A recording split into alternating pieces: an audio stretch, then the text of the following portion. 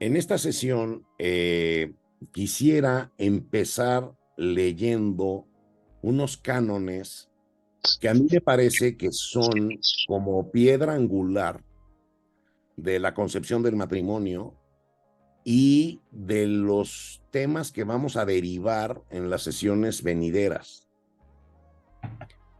Estos cánones son el 1055 y sobre todo el canon 1057, que quiero leerles y que quiero que platiquemos un momentito de ellos. Fíjense bien, el canon 1055 dice lo siguiente.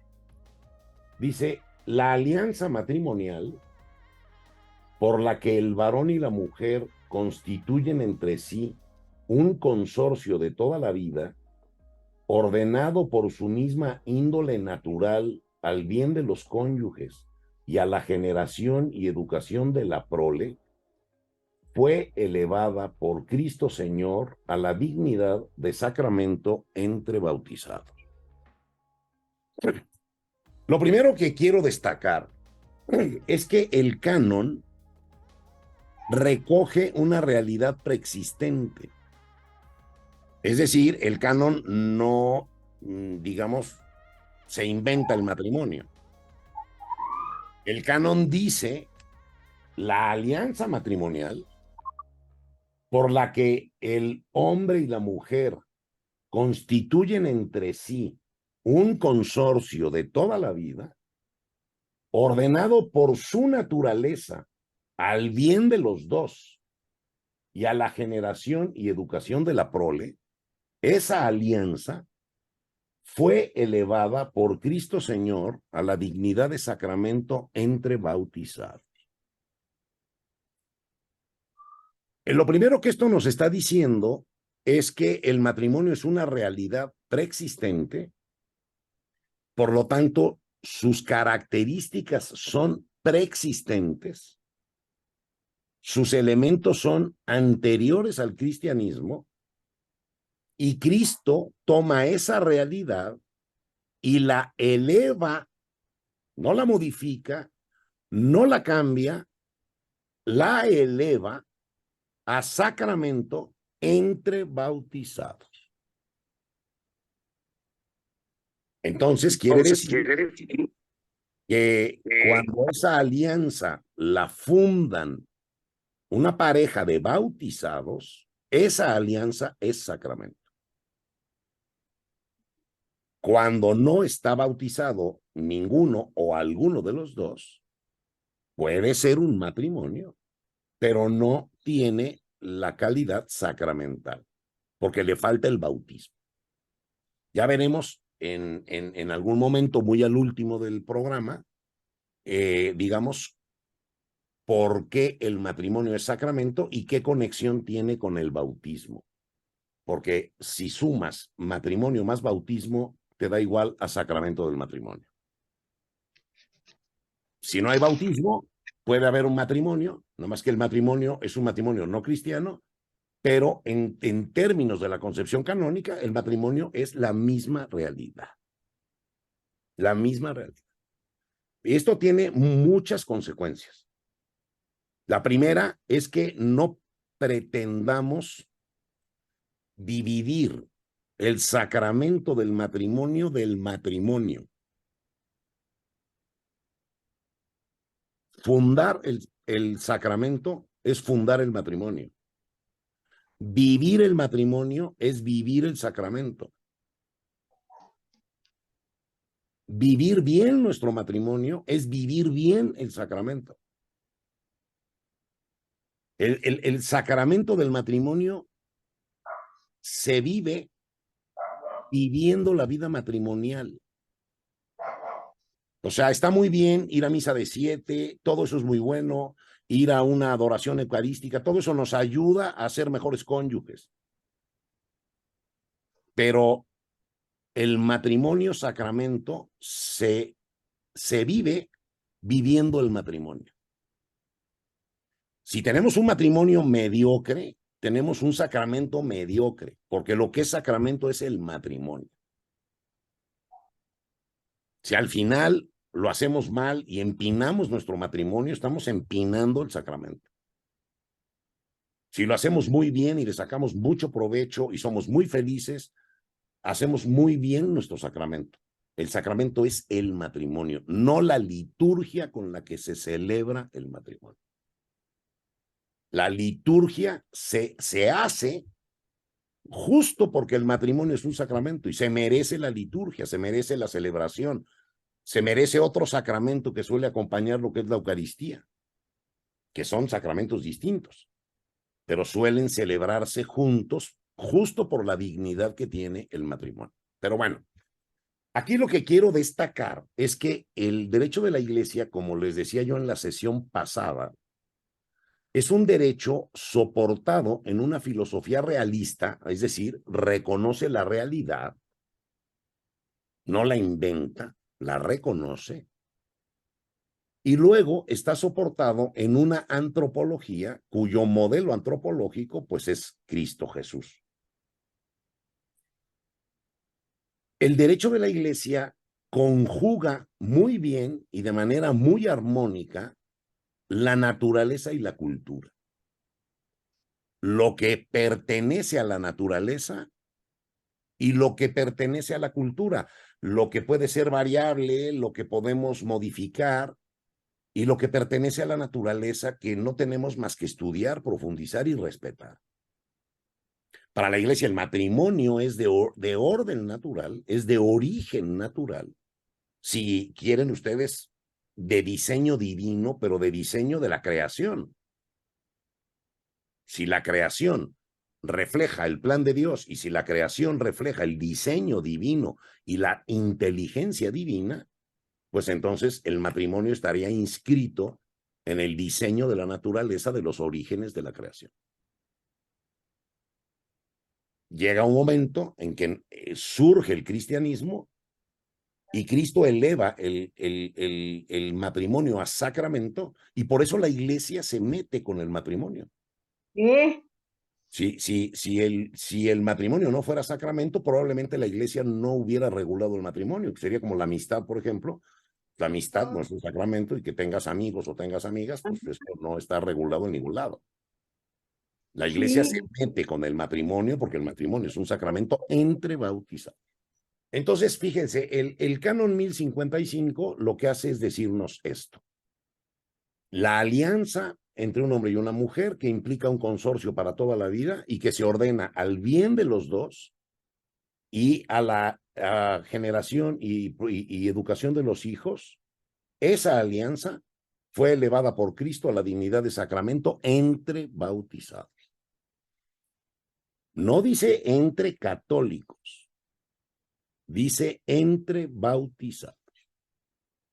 Y aquí el bautismo cristiano, que es el sacramento más portátil, se ha ido a muchas confesiones cristianas que tienen bautismo verdadero y por lo tanto los matrimonios de los bautizados es un sacramento. Luego vayámonos al canon 1057. El canon 1057 es muy importante porque constituye una piedra angular de todo lo que vamos a ver. Y fíjense cómo dice.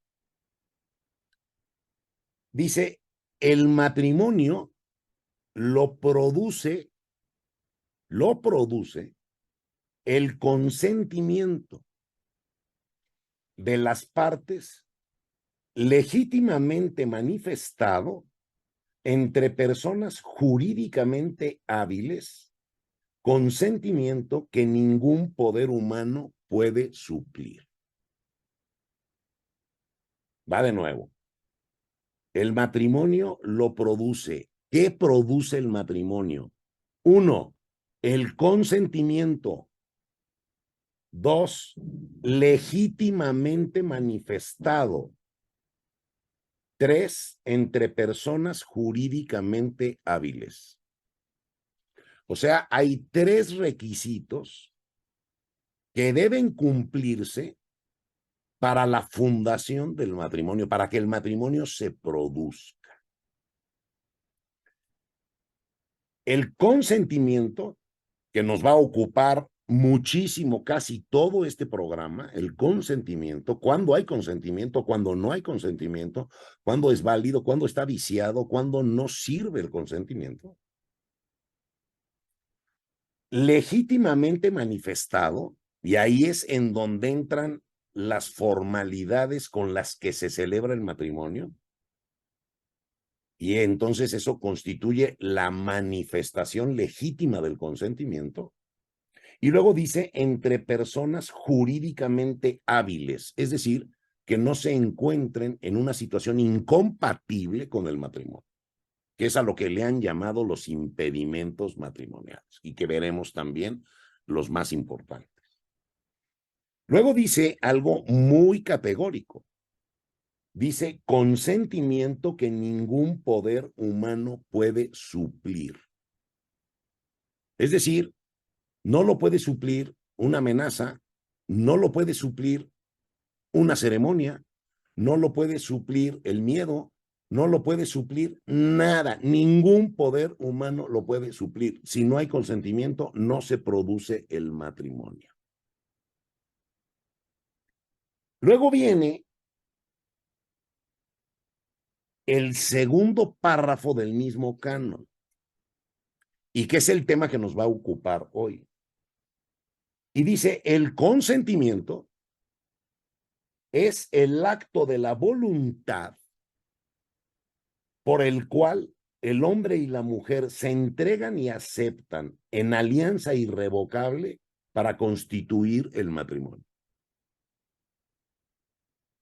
Entonces, ¿qué es el consentimiento? Pues el consentimiento es el acto de la voluntad en virtud del cual el hombre y la mujer se entregan y acogen de manera irrevocable para constituir el matrimonio. Entonces ya vimos que el matrimonio lo produce el consentimiento, que el consentimiento ningún poder humano lo puede suplir y que el consentimiento es un acto de la voluntad. Ahora, ese acto de la voluntad es un acto de la voluntad que tiene como cierta cualificación. No se trata de un acto voluntario de menor importancia en la vida de la persona.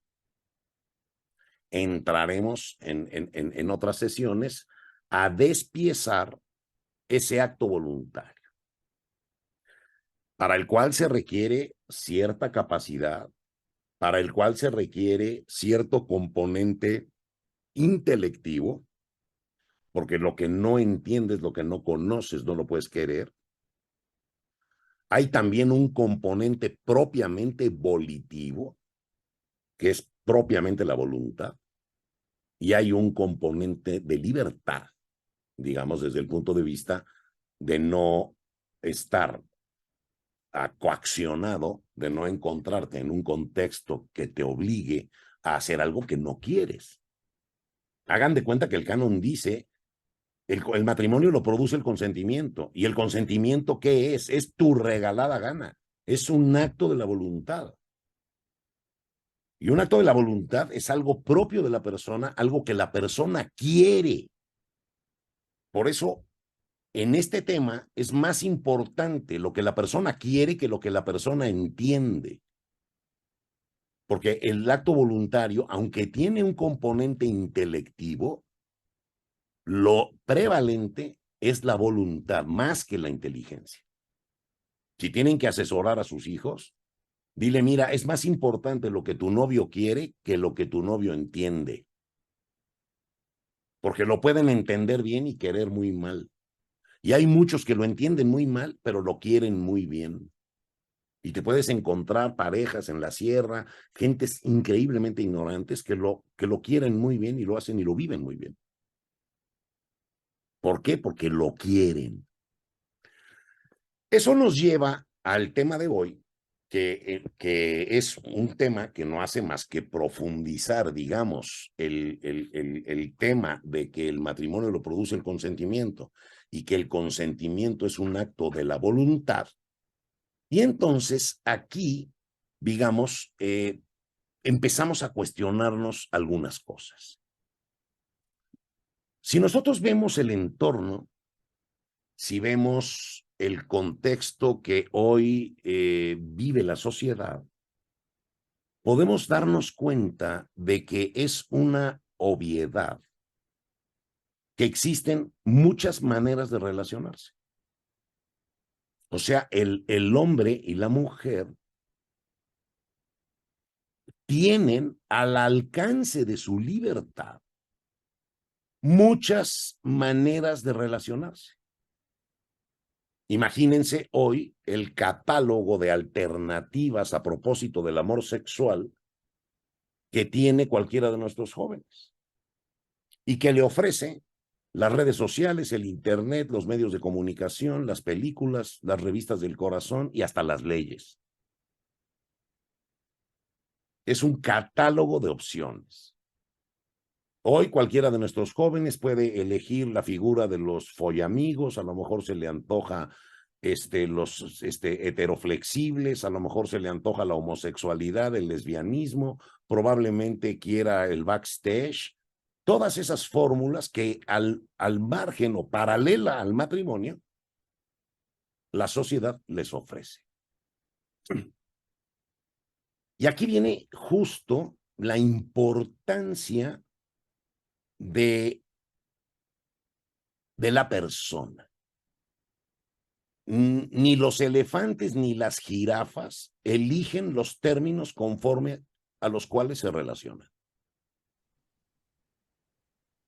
Los animales obedecen su ecosistema y no tienen libertad frente a su ecosistema.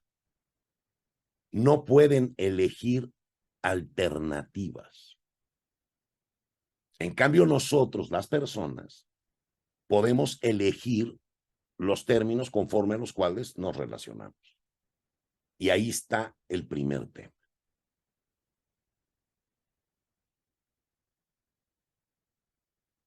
Que las distintas alternativas sean igualmente elegibles no significa que sean iguales.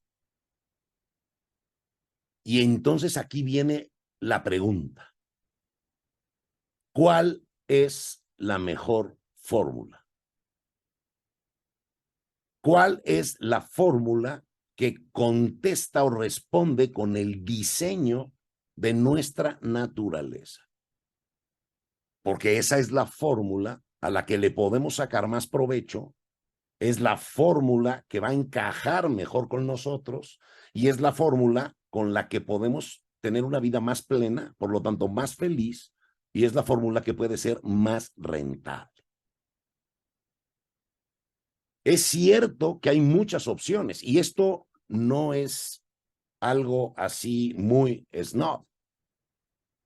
Desde la época muy antigua, desde la Roma clásica, desde Pompeya, desde las pirámides de Egipto, el hombre y la mujer han decidido relacionarse justo como les ha dado la gana. O sea que tener la libertad de elegir los términos conforme a los cuales me relaciono no tiene nada de novedoso. Ni ontológica ni cronológicamente. Ontológicamente porque el hombre siempre ha decidido los términos conforme a los cuales se relaciona, porque el hombre siempre ha tenido la misma libertad.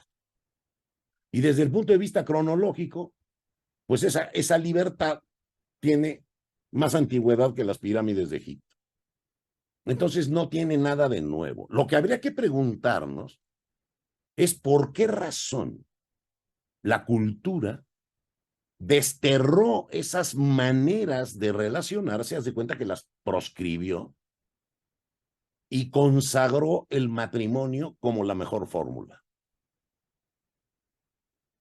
Yo me pregunto, bueno, ¿qué? ¿Nos quisieron ocultar la clave de la felicidad, la clave del éxito?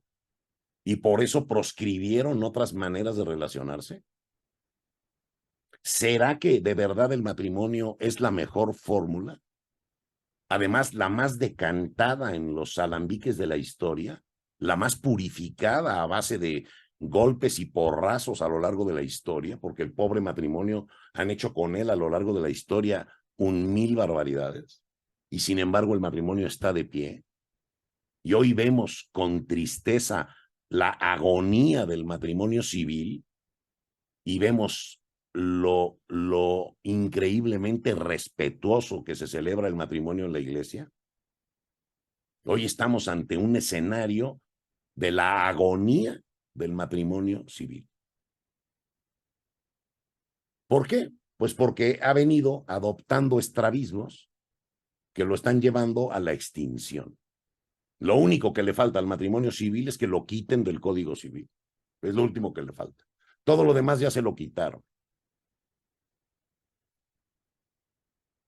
Pero la pregunta de por qué la fórmula matrimonial es la mejor fórmula, creo que es una pregunta que hay que hacerle hoy a nuestros jóvenes.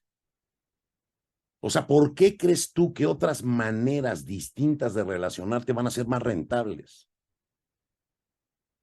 Dime, ¿qué manera de relación acoge con mayor radicalidad a la persona? ¿Qué otra fórmula implica un modo de amar al otro de manera más plena, más total, más abierta? Todas esas otras fórmulas pues están montadas en el intercambio de contraprestaciones, de roles, de servicios. No son una fórmula, digamos, proyectada desde la generosidad y desde la acogida total de la persona y sobre todo de la ecoamigabilidad que el hombre y la mujer, por nuestro diseño natural, tenemos. Ya veremos en un apartado más adelante, cuando estudiemos un poco la antropología del amor sexual y veamos cómo nuestra misma naturaleza está hecha para la recepción, para la comunicación íntima, para el don y la acogida de lo que somos como humanidad.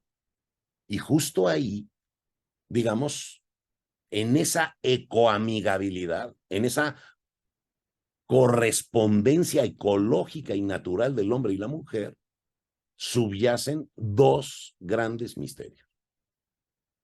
El misterio de la unidad de lo que somos y que es la unión conyugal, y el misterio de poner las condiciones naturales para que la vida misma se origine. En esa combinación está la unidad más perfecta que podemos tener humanamente entre nosotros, la más radical de todas, y también está el contexto que genera la vida humana, que son dos grandes maravillas de nuestro ecosistema. No solo las mariposas y las ballenas tienen un ecosistema, nosotros también. Nada más que nuestro ecosistema está a merced de nuestra libertad, porque nosotros somos libres frente a nuestro ecosistema, cosa que ni las jirafas ni las hormigas pueden hacer. Nosotros podemos responder al ecosistema hasta desquiciándolo, pero tenemos un ecosistema. Estamos hechos por amor y para amar. El amor nos lleva a la unión, al don y la acogida de lo que somos. El don y la acogida de lo que somos nos lleva a engendrar la vida humana producto de nuestro amor sexual.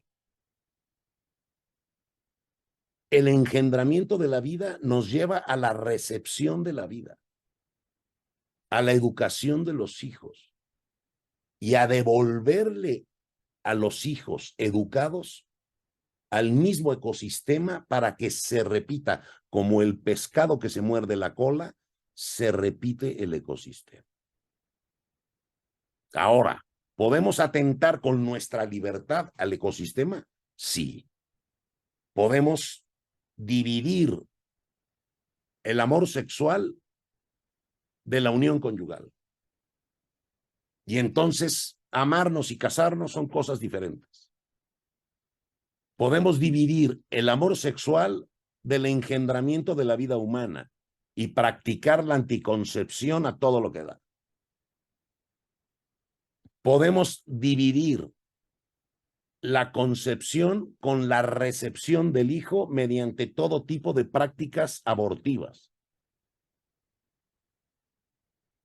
Y podemos arruinar la educación de nuestros hijos educándolos en una egodinámica para vivir solo para ellos mismos y no a la apertura del amor humano. ¿Tenemos un ecosistema? Sin duda. Y nuestro ecosistema es familiar, no les quepa la menor duda. Pero es verdad que la libertad del hombre frente a nuestro ecosistema puede hacer de las suyas y puede arruinar las secuencias que, si las dejamos funcionar, las secuencias se encadenan una con la otra y hacen el ecosistema sin problema. Y entonces tenemos que cuestionarnos el papel que para el consentimiento matrimonial tiene la madurez de la persona desde el punto de vista del gobierno que la persona tiene sobre su historia, sobre sí misma. O sea, la persona es algo dado, pero también es una obra negra pendiente de concluir. Todos tenemos algo que recibimos y que es nuestra propia identidad. Tú eres tú y sabes que eres tú a lo largo de toda tu biografía. Tú eres la niña esa que andaba cuando era chiquita, que iba al colegio, luego fuiste la jovencita, la que se enredó con el novio, luego fuiste la que se casó, luego fuiste la que tuvo 4 hijos, luego fue suegra, abuelita y después se hizo viejita y se murió. Fuiste tú todo el tiempo. Y eso es lo que tú recibiste. Pero luego entra la respuesta de la persona, o sea, ¿qué hago con mi libertad? Ahora, ¿qué hago con mi libertad? Y entonces aparece la necesidad de que la persona protagonice su vida, se ponga al frente de su vida, la construya, provoque lo que quiera, haga que las cosas le pasen, que le sucedan. Porque hay muchos que son como autistas frente a su propia biografía. Se ausentan, se escabullen, no se ponen al frente, traen los bueyes atrás de la carreta. La vida tiene que ser protagonizada. La vida necesita un capitán que eres tú. A pesar de las circunstancias, a pesar de las dificultades, la vida exige ser presidida por el viviente. Y esa presidencia de nosotros sobre nuestra propia vida es importantísima justo en una decisión como la de contraer matrimonio. El acto voluntario con el que te unes en el matrimonio no es más que la expresión verdadera de lo que quieres, hacia dónde vas, hacia dónde llevas tu vida. Porque nosotros, a través de nuestra libertad y a través de nuestra voluntad, vamos haciendo que las cosas nos pasen. Por eso, cuando alguien se casa bien casado, sale feliz de su boda, porque ya estoy donde quería. Yo quería ser tu esposo y ya soy. Estoy encantado de la vida porque ya logré lo que yo me propuse. En cambio, hay otros que de repente un jueves por la mañana se enteran que se casaron. No supieron cómo ni dónde sucedió eso. Fueron a la boda como de invitados, a la boda de no sé quién, no era su boda. Entraron igual de solteros y salieron solteros igual que como entraron. Su vida no cambió, no se modificó, no asumieron nada. ¿Se fijan?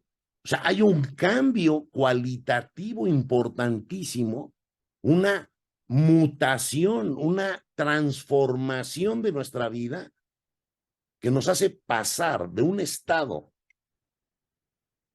de solteros a un estado de casados. De una situación en la que queríamos otra a ya tener eso que queríamos. Por eso la pregunta clave, y además famosa en el amor romántico, es: ¿quieres casarte conmigo? Primero quieres, ¿te da la gana? Te tiene que dar la gana. ¿Quieres? Segundo, casarte. Ojo, ojo. O sea, el propósito es el matrimonio, no otra cosa. Entonces, no solo es importante querer, hay que querer el matrimonio. Y por eso la pregunta de ¿quieres casarte? Y luego, conmigo como persona, alguien elegible. Porque hay muchos, o muchas más bien, que solo quieren casarse con quien sea, pero casarse. Y no, digamos, el consentimiento se dirige a alguien. Pero bueno, lo que yo quiero destacar ahorita es la importancia que tiene que cada uno de nosotros, digamos, protagonicemos nuestra historia. Estamos hechos para una historia personal, para ponerle firma de autor.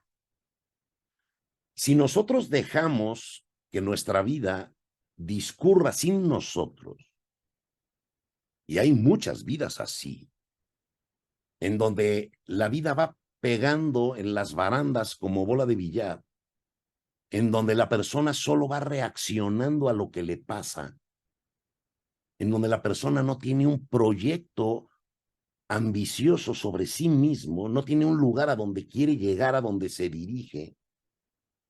Y entonces la vida, digamos, el viviente está como ausente de su biografía. Y entonces te topas a una chica que te dice, oye, pues es que la verdad es que yo no quería salir con ese chico. Y salí. Y yo, la neta, no me quería acostar con él y me acosté. Y de veras que yo no me quería embarazar y me embaracé. Y no quería abortar y aborté. Y no me quería casar y me casé.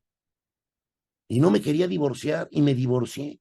O sea, son gente que nunca ha hecho lo que ha querido con su vida. La vida no resiste un trato así. Si en la vida no tenemos un proyecto sobre nosotros mismos, vamos a acabar en cualquier lado porque no vamos a ninguno. Y dentro de ese proyecto de nuestra vida, el matrimonio tiene que tener una posición. Y no es que todo el mundo deba casarse, muchísimos no tienen vocación para el matrimonio y no debieran casarse. Ya veremos la vocación al amor de la persona, pero eso no significa cásate a fuerza. O sea, la persona no necesita casarse. Yo me caso contigo porque quiero, no porque te necesito. Después te necesito por todo lo que te quiero y porque me casé contigo. Necesito tu afecto porque lo elegí. Lo elegí para mí, quise necesitarlo. Pero ya veremos que el estado óptimo de la soledad de la persona es el primer requisito para una buena relación. Digamos que una buena relación es dos que unen el estado óptimo de sus soledades. Dos que unen el estado óptimo de sus soledades. El estado óptimo de la soledad es el primer ingrediente para el éxito de una buena relación. El matrimonio no te va a tapar ningún déficit, porque el matrimonio, tú le comunicas lo que eres al matrimonio. El matrimonio no te va a dar más de lo que tú eres. Eres tú el ingrediente del pastel. Si tienes un déficit, lo que vas a hacer es aportárselo a la relación. La relación no te va a quitar ningún déficit. Lo mejor es que veas cómo te lo quitas primero y te relacionas después. ¿Qué ingrediente eres del pastel? ¿Qué llevas al día de campo? Entonces es importante que caigamos en la cuenta de que este consentimiento matrimonial, que es un acto voluntario, supone la madurez de la personalidad mínimamente. ¿Qué es la madurez? Yo digo que hay muchas definiciones de madurez, pero yo digo que la madurez de una persona es la capacidad que la persona tiene para gestionar su vida.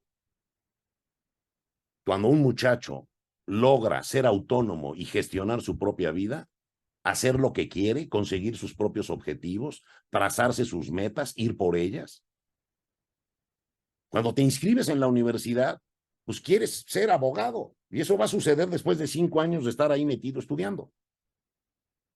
Te inscribes porque eso quieres, te fletas los 5 años que hay que estar ahí y al final te gradúas y ya conseguiste lo que querías. Es que hay 3 dimensiones de nuestra vida. O sea, nosotros somos algo dado, pero somos algo pendiente de realizar y ahí es donde intervenimos. Como el artista, tenemos que darle el toque a nuestra historia, nuestra firma de autor, nuestro sello de original.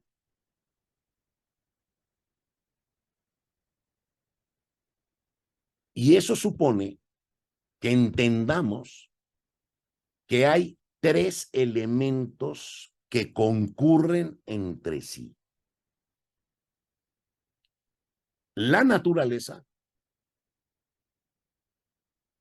la historia, que es el tiempo, y la libertad. La naturaleza nos da las posibilidades. Yo antes de ser papá de mis hijos, podía ser papá. Si yo no hubiera podido ser papá, si la naturaleza no me hubiera dado esa posibilidad, pues yo jamás hubiera podido engendrar un hijo. Entonces digamos que la naturaleza, como dice la frase esa de la Universidad de Salamanca, lo que la naturaleza no da, Salamanca no lo presta. O sea, Salamanca no va a darte lo que la naturaleza no te dio. Eso dice esa frase famosa de la Universidad de Salamanca. Como diciéndole a los alumnos, mira, échale ganas, pero hasta donde te den tus capacidades vas a llegar, porque lo que la naturaleza no te dio, Salamanca no te lo puede dar. O sea, todos tenemos ciertas posibilidades. El matrimonio, antes que nada, es una posibilidad en nuestro horizonte biográfico. Como es una posibilidad que seamos médicos o astronautas. Como es una posibilidad que dominemos idiomas o no. Todos tenemos como una dotación natural mejor para algunas cosas y menos para otras cosas.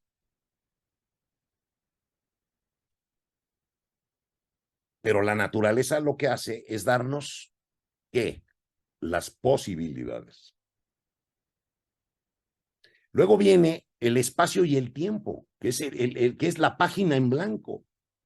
Todas nuestras vidas son una página en blanco para nosotros, para algunos. Ya llevamos a la mitad del libro, yo ya estoy entrando al tercer tercio, al sexto piso, en donde ya mi pasado pues, es más grande que mi futuro. Y mi pasado supone decisiones que ya tomé, realidades que ya están en mi vida. Ya decidí lo que estudié, ya decidí con quién me casé. Hay cosas que yo ya decidí y que ahora lo que debo es dedicarme a sacarles todo el provecho posible a los proyectos que decidí. Pero tienes un muchacho de 27 años que tiene las posibilidades increíbles de decidir su destino y su futuro. Entonces, la naturaleza te brinda posibilidades.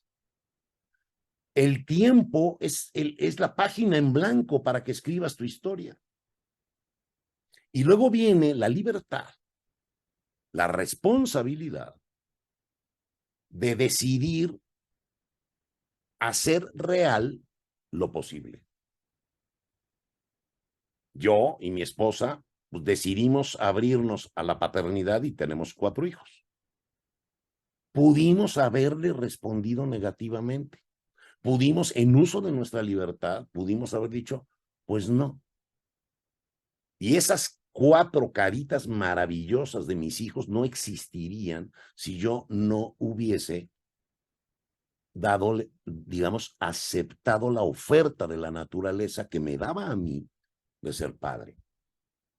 Yo pude haberlo evitado y no lo hice porque no quise.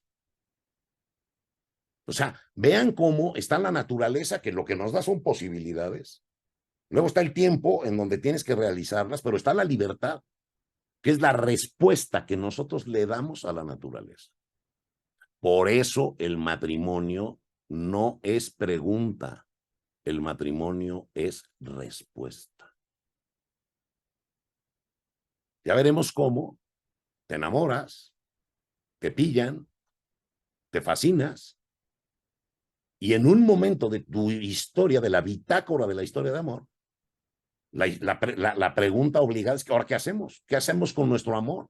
Y una respuesta es, unámonos, casémonos, seamos lo que queremos ser. Y ahí viene una mutación de la relación de amor en matrimonio. Veremos con más calma esta misteriosa transformación de la relación de amor, cómo evoluciona la historia de amor a matrimonio. Hay un cambio profundo, cualitativo, en un día determinado, en donde la historia de amor adquiere una estructura matrimonial. Pero todo eso se hace con intervención de la libertad. La historia, que es el tiempo, está compuesta principalmente de 3 elementos: el sentido, el contenido y la unidad. El sentido es a dónde voy. O sea, la vida va a algún lado. Y si tu vida no va a algún lado, cuestiónate, porque entonces estás perdido en el espacio.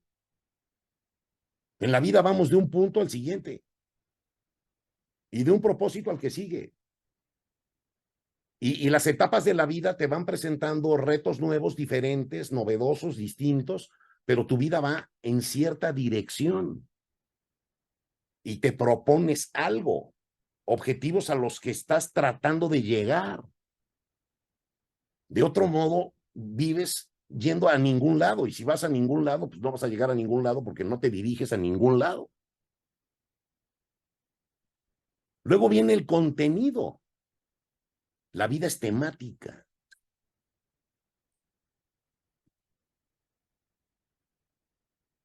La vida es temática. O sea, la vida se vive dedicándole a algo la vida. La vida tiene un contenido, un propósito, algo que hacemos con nuestro tiempo, con el espacio. El matrimonio también es temático. El principal tema del matrimonio, pues, es la familia, los hijos, pero no es el único tema del matrimonio. Hay veces que ves a los cónyuges, ahora sí que cada loco con su tema, cada quien con su tema, y el matrimonio en la vaciedad total, sin temas compartidos, sin temas comunes. No se puede así. Cuando se sientan a cenar, no tienen de qué platicar y entonces tienen que estar invitando a amigos a salir con otros porque no se aguantan la mirada, porque no tienen de qué hablar. Y probablemente lo único de lo que hablan son de problemas, porque los problemas es lo único común que tienen. Cuando tú hablas con alguien, siempre hablas temas comunes. Si es un compañero de la universidad, pues hablas temas de la universidad. Si es un cuate de negocios o de política, hablas de las cosas comunes. Cuando lo único común que tiene un matrimonio son sus problemas, es del único que hablan. Entonces, dirección, contenido y unidad. La unidad es el continuo biográfico. O sea, está bien que a veces en la vida tenemos que rectificar el rumbo, pero la vida no es algo que podamos resetear como nuestra computadora. O sea, la vida no es reseteable. La vida no hay más que continuar. No puedes regresarte y decir, a ver, perdón, me equivoqué, voy de regreso y voy a a reeditar el tema, voy de nuevo, no. Y nadie nos lleva ventaja porque todos, es la primera vez que estamos vivos todos. Y esta es la primera y la única vez que vamos a estar vivos. Y todos estamos igual de inexpertos en el arte de vivir. Entonces, hay que pensarla bien. Decía Víctor Frank, vive como si estuvieras viviendo por segunda vez. Y como si lo que vas a hacer lo fueras a hacer tan mal como lo hiciste la vez pasada. Imagínate que estás en esta misma escena por segunda vez y que estás a punto de hacer las cosas tan mal como las hiciste la vez pasada. O sea, mejora tu actuación. Ponle un sello más personal. Escoge la cara que pones, el modo como saludas, la manera como abres la puerta, la silla del restaurante en la que te sientas, la mesa, el vino que te tomas. Personaliza tu vida, apersónate en la historia, seduce a tu mujer tú. O sea, hay que tener una vida protagonizada por nosotros, no por las circunstancias, no por los contextos, no por las situaciones, por nosotros. Solo así nuestra biografía es nuestra y solo así puede tener nuestra firma de autor.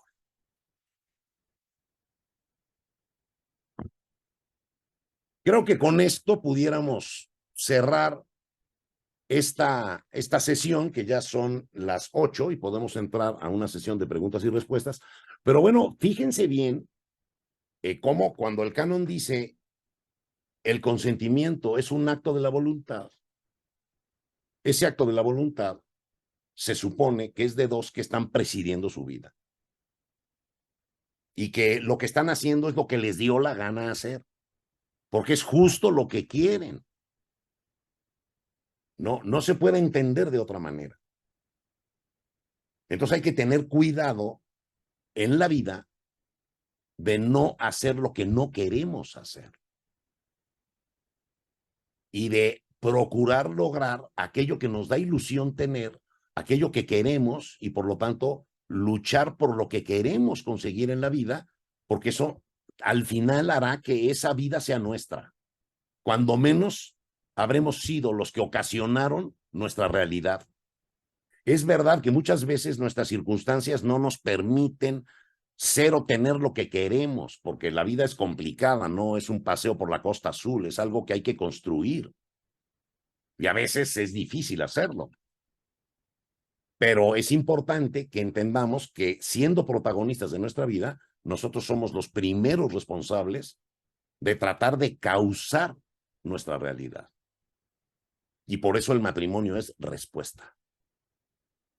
O sea, los que se casan son esos amantes que no quieren desperdiciar su historia de amor, fíjate. Y por eso se casan. Porque no quieren desperdiciarla. Quieren aprovecharla. Muy bien. Vayámonos a las preguntas.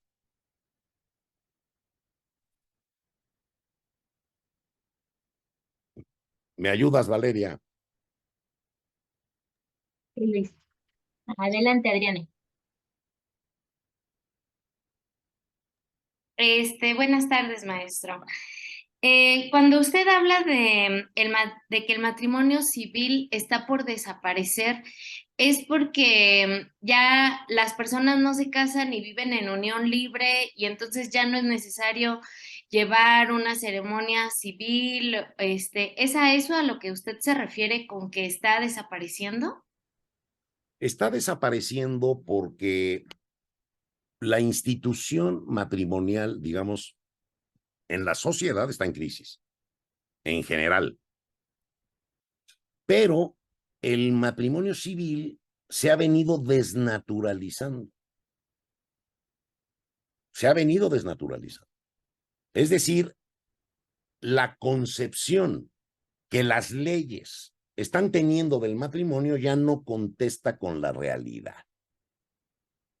Si yo te diría que tú cuando te casas ante un juez de lo civil, si yo te pregunto qué es lo que tú quieres, pues lo más probable es que me digas, pues yo lo que quiero es casarme. Bueno, pero está bien, pero ¿qué se entiende por casarte? O sea, cuál es el contenido de lo que tú quieres. O sea, ¿tú quieres vivir con él toda la vida? Vas a decir sí. Bueno, muy bien. En las leyes civiles el matrimonio no es para toda la vida. O sea, ya de entrada lo que tú quieres no está exactamente reflejado ahí. Oye, ¿y tú vas a querer formar una familia? Y si te estás casando de manera honesta y abierta, vas a decir, pues sí, ya veremos cómo nos acomodamos y sí quiero formar una familia. Bueno, pues tú podrías desincorporar ese ingrediente de tu matrimonio civil que sería igualmente válido. Es más, ahora ya en algunas legislaciones se pueden casar personas del mismo sexo, cosa que conforme al diseño de la naturaleza, eso es una sobreposición. O sea, digamos, el legislador cree que porque puede llamarle matrimonio a cualquier cosa, va a convertir el matrimonio en cualquier cosa. No sé si me explico. Decíamos en la sesión pasada, las cosas no son su nombre. Aquí se ponen de acuerdo y le pueden llamar matrimonio a una relación entre 3 o 4, le pueden llamar matrimonio a una relación con mi abuelita o hasta con mi pastor alemán. O sea, no tienen límite. En el sentido de que si no atienden a la naturaleza, y entonces ellos son los definidores de la realidad, entonces, si vamos a adoptar esa metodología, pues me parece bien peligrosa, ¿eh? Porque si va a ser la mayoría de votos la que decida si una ballena es mamífero o no, o sea, si abandonamos el estudio de la realidad y la sometemos a votación, y entonces la altura del volcán Popocatépetl es la que diga el Congreso del Estado por la mitad más uno, después de una acalorada discusión. O sea, a ver, el método democrático sirve para qué y para qué no sirve. El método democrático será el método correcto para decidir el fenómeno de la paternidad o de la maternidad. Es la mitad más uno la que decide si este niño es tu hijo o no. ¿Te puede el legislador convertir a tu vecino en tu hijo? Porque ahora extendió el concepto de consanguinidad y ahora incluye a los vecinos.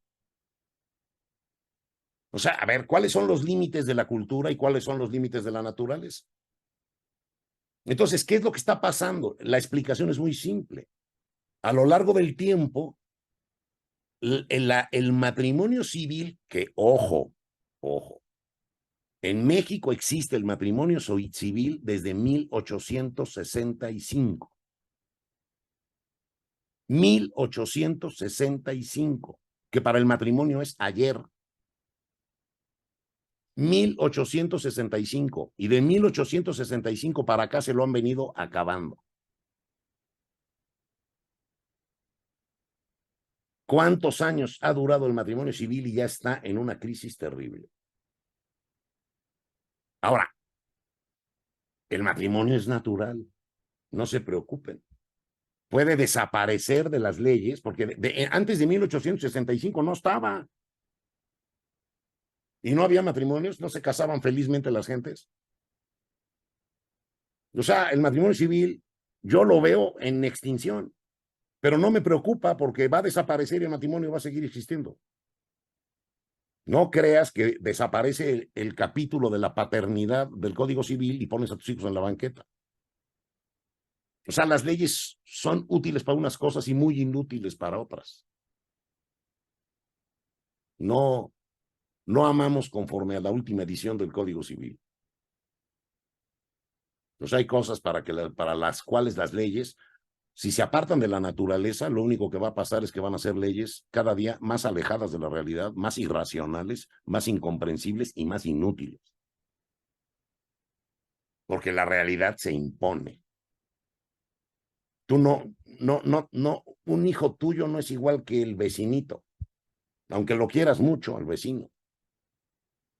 Hay un lazo de consanguinidad, de complicidad existencial, de incondicionalidad. Una señora puede querer al vecinito como a su hijo, pero al hijo lo quiere aunque esté en la cárcel. El vecinito, quién sabe. Bueno, no sé si respondí, a lo mejor me excedí en la respuesta de la No, pregunta. está perfecto. Gracias, Sigamos maestro. a la siguiente. Adelante, Jesús. Gracias, profe. Bueno, cuando yo escuchaba esta parte de que Jesucristo eleva esta unión entre hombre y mujer, entonces me preguntaba, ¿qué características tiene esta unión que se eleva a sacramento? Porque no cualquier realidad se eleva a un sacramento, ¿no? Es más, esto me habla un poco, últimamente he estado como reflexionando acerca del misterio de la persona, ¿no? Que es, la persona una es un misterio para nosotros. Pero, ¿qué misterio se desvela ante tal acontecimiento, ante elevar esta unión a algo sagrado? Mira, yo lo que te podría decir, primero, no soy teólogo. O sea, esta pregunta debiera contestarla un especialista en teología dogmática, en, digamos, en el Tratado General de Sacramentos y en sacramentos en particular.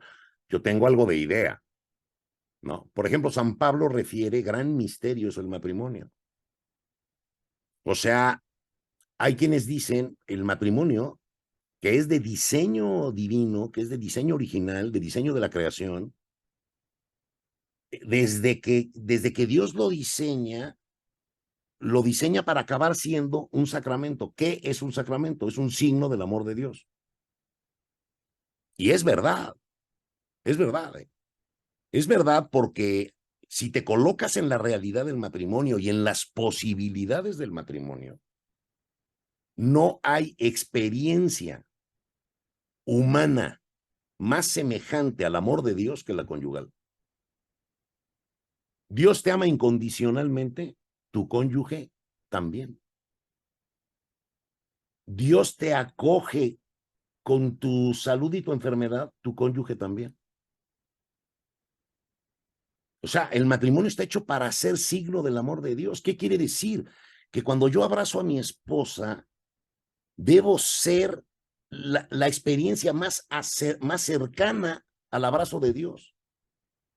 No hay otra que pueda tener en el mundo más aproximada al amor de Dios que el mío. Porque yo vivo para, digamos, de alguna manera mi vida está dedicada a la suya. Ese es el sentido del matrimonio, tener a quien dedicarle la vida. Ser feliz dedicándole la vida a otro. Eso ha hecho Dios con nosotros. Eso hizo Jesucristo con nosotros. ¿Qué hizo Cristo con nosotros? Nos entregó su vida a nosotros. Bueno, el matrimonio es elegir a alguien a quien entregarle la vida, ocuparte del otro, no de las cosas del otro, sino del otro. A ver, entiendo que lograr esto y hacerlo bien, pues no es una tarea fácil, pero ese es el sentido del matrimonio. Claro. El matrimonio, el sentido del matrimonio es tener al alcance de cualquiera el sentido más profundo de la vida. Tener por quién vivir, a quién acompañar y con quién morirse. Claro, claro. Profe, y hay otra pregunta que no me quedó en lo personal, ¿verdad? No me quedó tan clara la respuesta y que es una muy buena pregunta. Esta parte de esta manera de relacionarse como muy específica, que es el matrimonio, eh, este tipo de matrimonio, ¿no? Este matrimonio del que estamos hablando, mm, ¿por qué responde a nuestra propia naturaleza, ¿no?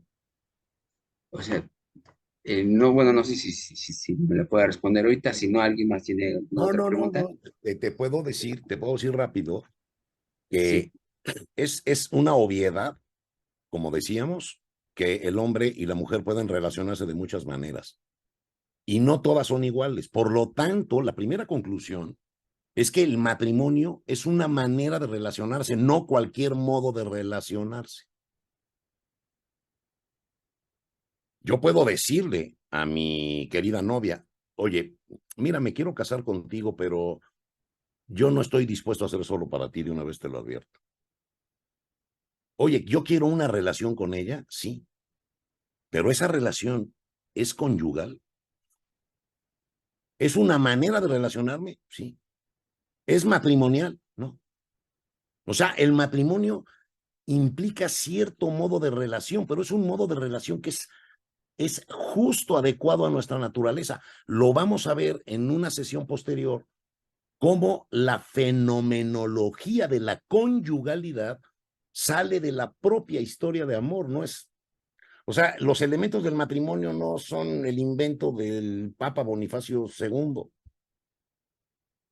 Están extraídos de la antropología, están observados de la naturaleza. Digamos, los estudiosos que acuñaron estos conceptos tenían verdaderos laboratorios de antropología, observaban la realidad, no la inventaron. Entonces, ciertamente, una conclusión importante es que el matrimonio es un modo específico de relación entre el hombre y la mujer. Y ese modo específico está lleno de elementos todos naturales. Todos naturales. No sé si te contesté. Sí, profe. Muchas gracias. Muy bien. Yo tengo, Adelante, Gemma. gracias. Yo tengo otra duda, a ver, ante la descristianización de la sociedad. A ver, yo tuve la experiencia hace tiempo en un colegio donde trabajaba que se acercaban, esto en el campo, ¿no? Matrimonios, bueno, gentes que estaban juntadas, ¿no? Así decían ellos. Entonces, yo me acuerdo haberme acercado al sacerdote del colegio y me decía, a ver, Gemma, estos matrimonios son matrimonios, porque son matrimonios naturales, ¿no? Porque o sea, todas las características que explicó, pues realmente su unión las cumple, ¿no? Pero son católicos, ¿no? Entonces, cuando era difícil hacerles ver la necesidad del sacramento, ¿no? Porque finalmente vivían pues muy bien su matrimonio, incluso, y lo cuestionaban, ¿no? Que muchos que estaban casados. Entonces, creo yo que ahorita va a imperar muchísimo en el ambiente también mucha gente que siendo católica incluso sin doctrina y que de alguna manera, a lo mejor van a ser pocos, de una manera recta vivan el matrimonio natural. ¿Cómo explicarles acceder al matrimonio como sacramento? ¿No? Si falta la doctrina, Es que mira, a ver, vamos poniendo las canicas en su lugar, primero. La forma canónica con la cual se celebra el matrimonio es obligatoria para la cristiandad, para la validez del matrimonio a partir del siglo XVI. Fíjate, hay un concilio, que fue el concilio de Trento, particularmente dos decretos, el decreto Tamezzi y el decreto Netamere, que son dos decretos del concilio del siglo XVI, del concilio de Trento, que establecieron la forma específica para la validez del matrimonio. Entonces, a ver, ubiquémonos bien porque aquí estamos para decir las cosas a profundidad y en serio. Antes del siglo XVI, los cristianos se casaban como fuera, con las costumbres de los lugares, de las ciudades, con las distintas ceremonias que se celebraban. En algunas regiones, a lo mejor, iban a la iglesia, en otras, a lo mejor, la cristiandad apenas estaba creciendo, y a lo mejor la boda se celebraba en la casa de los papás de la novia, y ahí se celebraba el matrimonio. A ver, el matrimonio necesita una forma celebrativa. Eso es antropología pura. Los que se oponen a una forma inventan otra. No puede no haber ninguna. Hoy muchos jóvenes rebeldes que no entienden el sentido de las formalidades rechazan la forma de celebración del matrimonio, pero se inventan otra. O sea, acaban teniendo una, porque no puede no haber ninguna.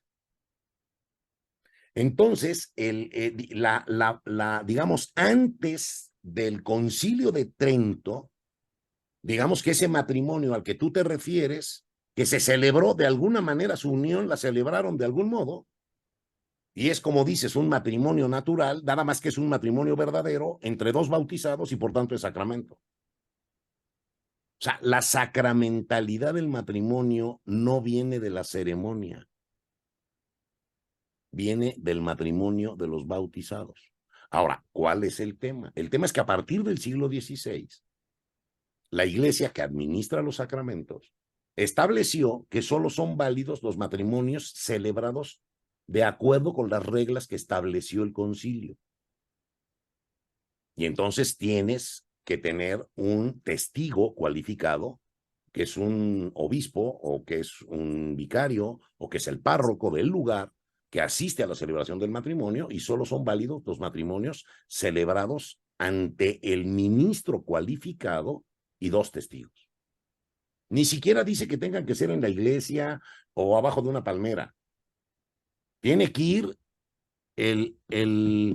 digamos, el delegado, el asistente al matrimonio, el autorizado para recibir el consentimiento. No va a casarte, va a recibir el consentimiento, el acto de voluntad. Pero a partir del Concilio de Trento, por ejemplo, estas personas que tú refieres, pues debieron haber acudido a su parroquia y debieron haberse casado en la parroquia para cumplir con esa forma. La forma es algo sobrepuesto. Es algo sobrepuesto, es algo de la cultura, que la iglesia tiene derecho a ponerlo, porque si no es un desorden. No sabe quién está casado con quién.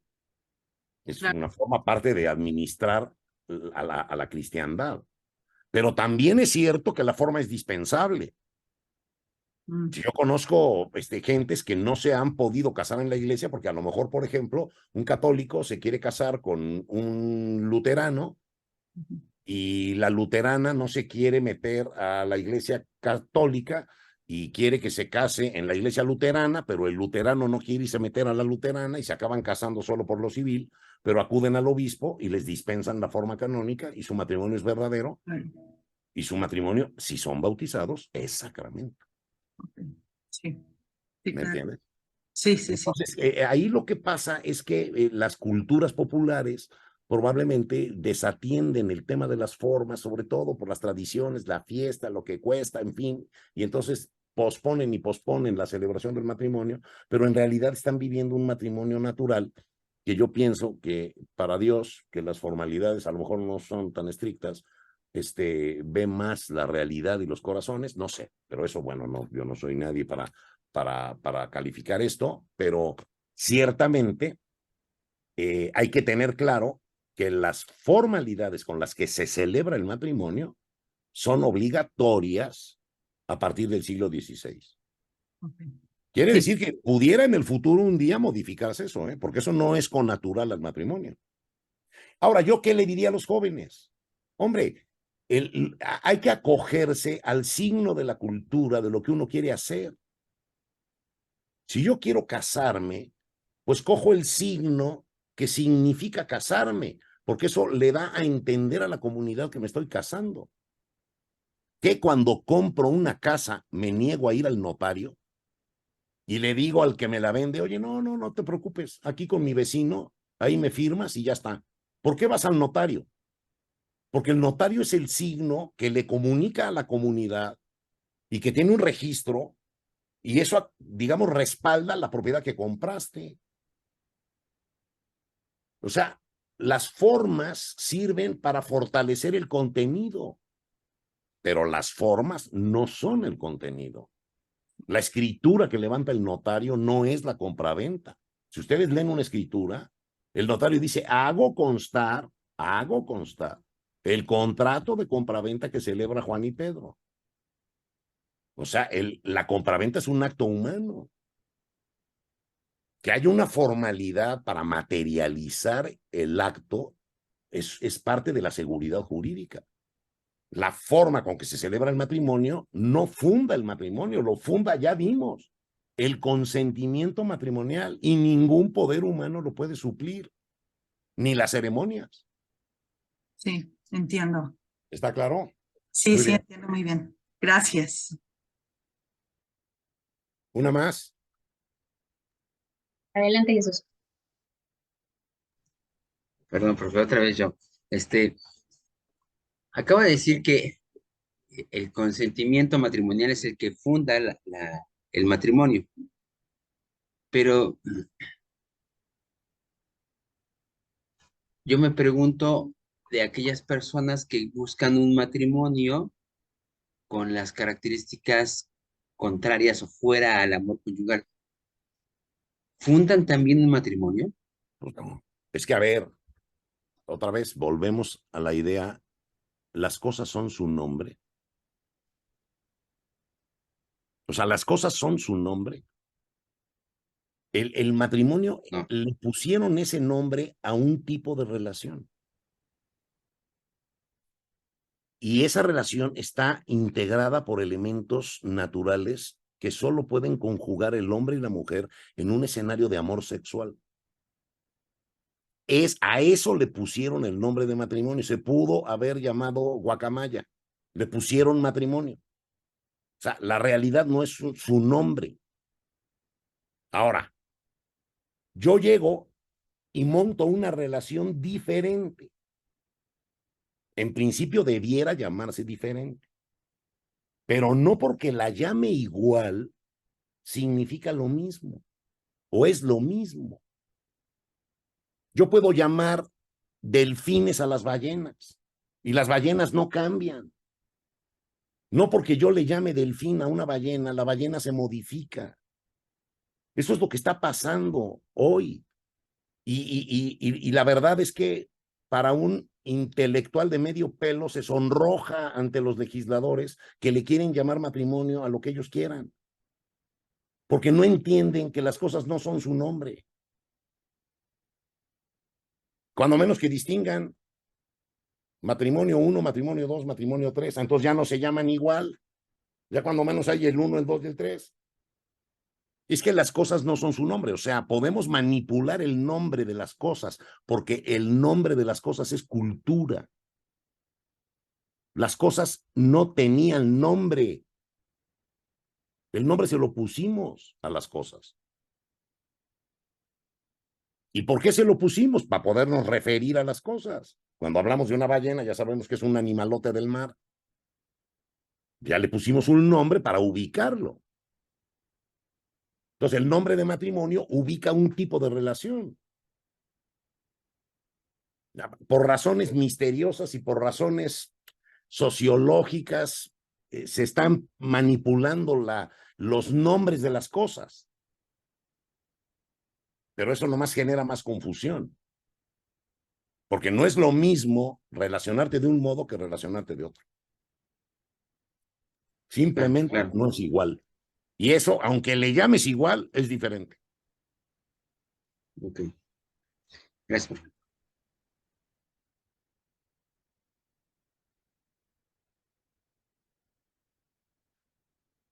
¿Alguna más? Todavía tenemos un par de minutos. Adelante, Montserrat. Sí, profesor, yo tenía una duda. Dijo que el matrimonio se daba entre bautizados, no entre católicos. ¿A qué se refiere con eso? Sí, mira, el bautismo es una realidad cristiana. ¿Sí?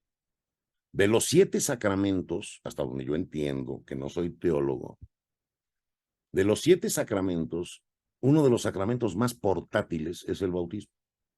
¿A qué me refiero con que son portátiles? A que prácticamente cualquiera puede bautizar con la fórmula trinitaria del bautismo. Entonces, cuando tienes a grupos que de repente se separan de la iglesia y hacen comunidades cristianas, como el bautismo es muy portátil, se lo llevan. Y entonces la iglesia sigue teniendo hermanos que no están en comunión, pero que sin embargo son de la familia. Es como si un hermano tuyo coge sus chivas y se va. Es un hermano que se fue, pero no deja de ser tu hermano. Entonces, las comunidades cristianas que se han llevado el bautismo verdadero, tienen bautismo verdadero. Y lo que es sacramento es el matrimonio de los bautizados. O sea, el bautismo que nos cristoforma, que nos incorpora, digamos, a la comunidad cristiana, es el sello de la casa, es el apellido de la casa. Y donde esté el bautismo, en donde esté el bautismo está la iglesia, en términos grandes de comunidad cristiana.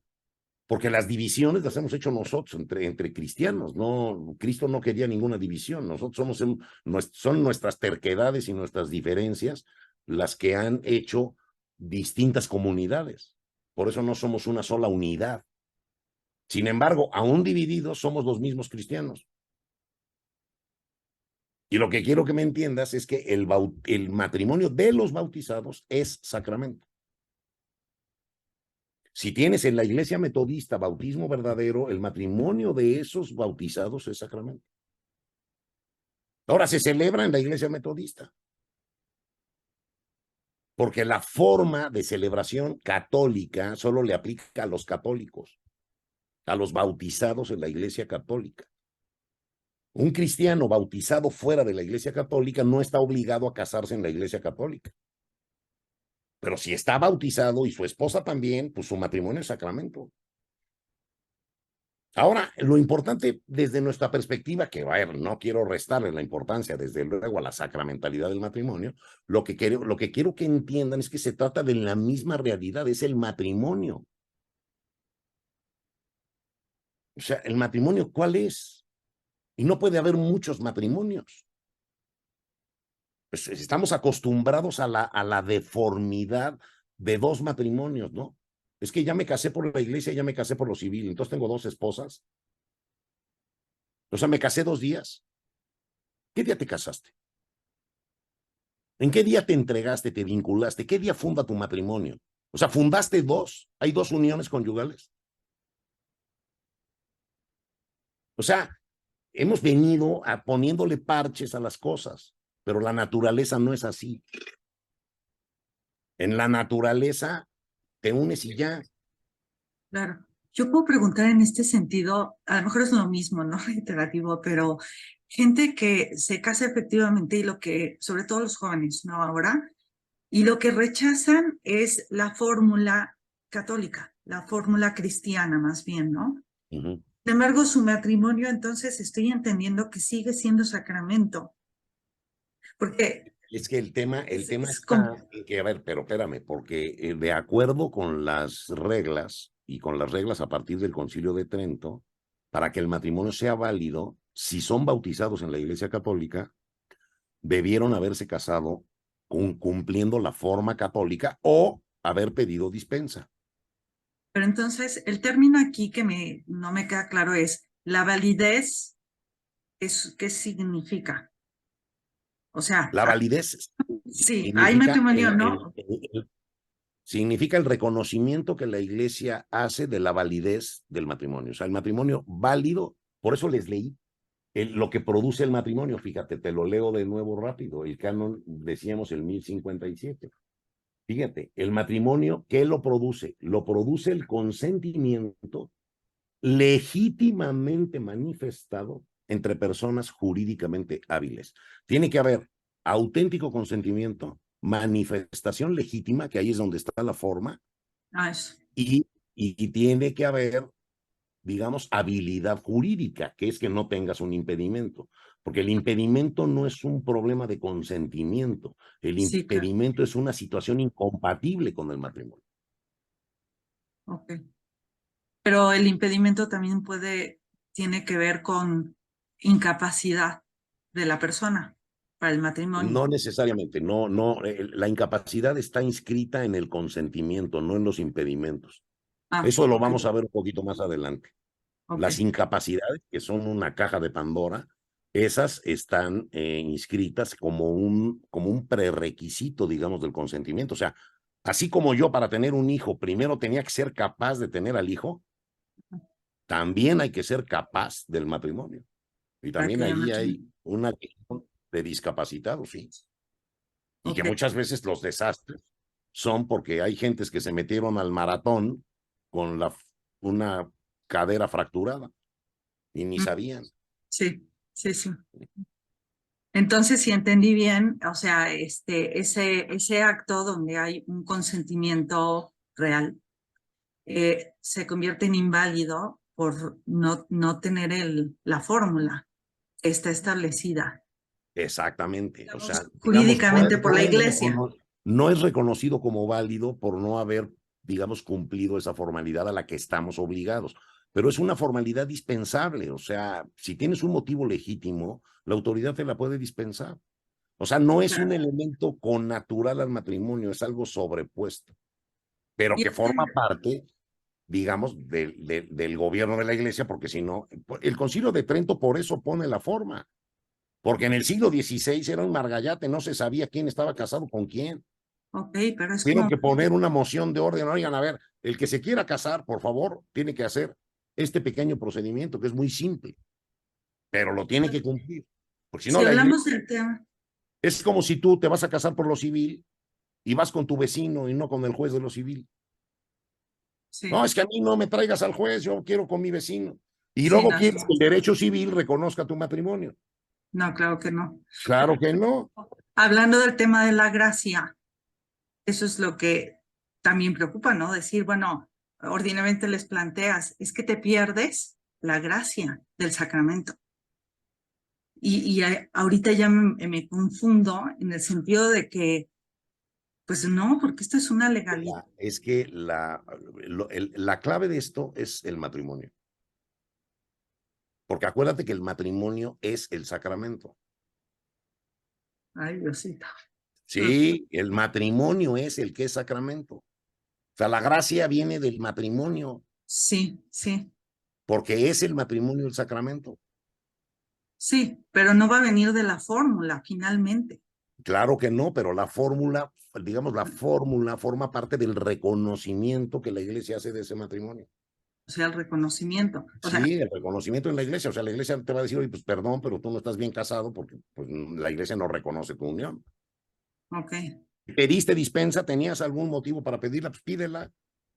Fíjate, me pasó, y se los comento muy rápido, al que le interese. Me pasó una señora que llevaba, creo que 20 años sin comulgar. Porque la señora se había casado con un hermano separado de una confesión cristiana, pero en esa confesión cristiana no los bautizan hasta que ellos piden el bautismo. Y este cuate no había pedido el bautismo nunca. Entonces era un no bautizado. Y luego se habían casado conforme al rito de esa iglesia separada. No se había casado conforme a las formas canónicas a las que estaba obligada porque era católica. Entonces, cuando llegaba a comulgar, le decían, oiga, pues usted está mal casada porque usted vive con alguien ahí que no es su esposo legítimo. Y tuve la ocasión de intervenir ahí y acudimos a una cosa que se llama la sanación en raíz y que consiste en conseguir dos dispensas. La dispensa de un impedimento que era el de disparidad de culto, porque la iglesia te pide que no te cases con un no bautizado. Te puedes casar con el no bautizado, pero te lo tienen que dispensar. O sea, la iglesia prefiere que te cases con un bautizado. Y en este caso, el cuate no estaba bautizado. Y luego el matrimonio se celebró no conforme a la forma canónica, sino conforme a otra iglesia cristiana. Entonces, simplemente conseguimos la dispensa del impedimento de disparidad de culto y conseguimos la dispensa de la forma canónica y la iglesia reconoció su matrimonio como matrimonio, que no era sacramento, porque faltaba el bautismo de él. Si él se bautizara en el futuro, ipso facto su matrimonio se convierte en sacramento, no necesita nada, porque se convierte en un matrimonio de bautizados y por lo tanto es sacramento. No hay que hacer ninguna liturgia, ninguna celebración, ninguna nada. Imagínate dos que no están bautizados y están casados. Se bautizan, ipso facto su matrimonio es sacramento, porque es un matrimonio de bautizados. A ver, es una cosa complicada que no podemos, esto se lleva mucho tiempo en comprenderlo, en estudiarlo, en entenderlo, pero bueno, les doy algunas aproximaciones y espero que no hacerlos más bolas, porque a lo mejor les hago más bolas. No, Sí, es que- la verdad, Perdón, te sí está- agradezco mucho. perdón, Gemma, ya te interrumpí. Sí está complicado, pero bueno, así ya nada más como para cerrar o con mi comentario, bueno, no cerrar la sesión, usted cerrará, profesor. Pero la ceremonia es hermosa, o sea, es muy bonito tener esa ceremonia con el sacerdote, ¿verdad? Que haga, ahora sí que sea el testigo de esa unión. Entonces, bueno, lo digo ahorita porque pues aquí está mi hija, ¿verdad? Es que Y yo creo que si los chavos entienden el sentido de las ceremonias, van a valorar muchísima la manera como la iglesia respeta la unión conyugal, respeta el matrimonio. Pero, a ver, la ceremonia no es la causa del matrimonio. La ceremonia es el momento celebrativo, es el signo a través del cual comunicamos a la sociedad, a la comunidad y a la iglesia que nos estamos casando. Y si tú ves la verdad, porque ahora ya me ha tocado ir a bodas estrafalarias desde con chamanes y demás, si tú ves las ceremonias con las que improvisan a veces el matrimonio, están muy lejos de tener la calidad y la dignidad con la que la iglesia trata la celebración matrimonial. Todo lo que tiene que entender el chavo es que se casa porque le da la gana, no, nadie lo está casando. Se casa él porque él quiere, pero va a la iglesia porque en primer lugar, pues siendo cristiano, siendo católico, pues te pones en manos de Dios. En segundo lugar, expresas tu consentimiento delante de Dios y de la iglesia. Y bueno, el sacramento del matrimonio se funda ahí y luego tienes que dedicarte a vivirlo a tope para vivir a tope el sacramento. sí, a mí me interesaría mucho esa segunda parte que dijo, o sea, cómo vivir a tope ese sacramento, y más para las personas que no estamos empezando en este camino, sino que ya llevamos buen Sí. camino recorrido y que quizás, pues más bien no quizás, no hemos tenido acceso a esta información y bueno, pues como salir un poquito de la zona de piedras para agarrar por una zona más parejita, más cómoda, ¿no? Más Pues segura. mira, todo lo que sea matrimonial es sacramental, porque siendo el sacramento del matrimonio, lo que tienes que hacer para vivir el sacramento a tope es vivir el matrimonio a todo lo que da. Esa sería así de entrada. Usted nos puede ir enseñando un poquito más al respecto, ¿no? No, Adelante, bueno, pues a ver, ahí si quieres por podemos favor. hacer una sesión de califíquese del 1 al 10 y Bueno, también. Sí, podemos, profe. Sí nos podemos debería de hacer dar. un ejercicio de evaluación del desempeño conyugal, Estamos ahí, formados en el primer. que en sería Ya está, la profe. evaluación del desempeño sacramental. Sí, sí, nos interesa. Bueno, pues vamos a tener que hacer una sesión independiente porque ahorita pues ya el programa está lleno y apenas si nos va a dar tiempo. Pueden darse cuenta de cómo está a veces complicado entender esta situación, pero bueno, vamos a ir navegando entre la antropología y el derecho. Antropología y derecho. O sea, el derecho de la iglesia es ecologista. Créanme que antes de Greenpeace, la iglesia es ecologista. Y antes de Nelson Mandela, la iglesia es humanista. O sea, la iglesia podría proclamarse la promotora del ecologismo en el mundo y también del humanismo. Bueno, muy bien, pues nos vemos para la próxima. Un gusto estar con todos. Gracias, profe. Gracias, buenas Un noches. abrazo para Gracias, todos. profe. Buenas noches. Gracias.